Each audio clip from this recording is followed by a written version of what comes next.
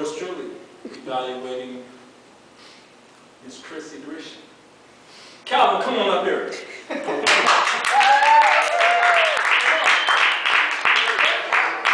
Where are you? Stand up. Stand up. Stand up. It's difficult being me.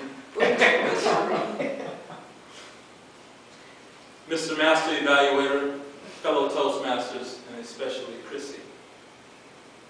Your objectives this evening were to persuade listeners to adopt your viewpoint or ideas, or to take action, to take some action. Appeal to the audience interest. Use logic and emotion to support your position.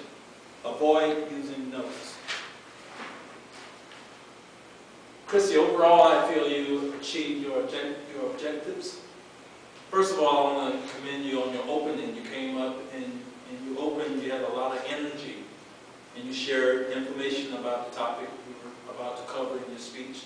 And you also shared a quote, which is a good way to begin a speech. You displayed a lot of positives tonight. But for constructive feedback, I'd say try to cut down on the use of your hands.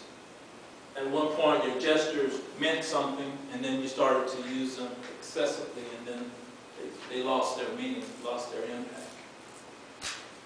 The other thing is, in this project, one of the mandates was not to use your notes. And I noticed you brought them up here. What I would challenge you to do is leave them at your desk, because you can't read them from here. And that way, you have to go on. You have to make it happen. I know it can be difficult. It's hard for me to get over using notes. The other thing, your movement seems somewhat predictable. Because I've seen all your speeches, and every movement is the same. And I challenge you to go back and look at your speeches, and you'll see exactly what I'm talking about. Part of the project was to project sincerity. And I feel like you did that for the most part. But I felt like there was more of an opportunity for you to evoke emotions. You talked about the number of days for vacation in other countries. And then you talked about maternity leave a little bit. But I felt like you could have used some personal stories or some stories of friends to really drive home the importance of that work-life balance.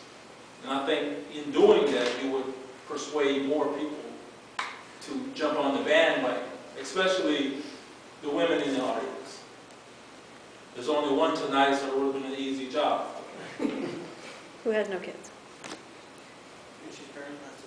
Overall, Chrissy, you did a great job. I commend you for going through this manual at such a rapid pace.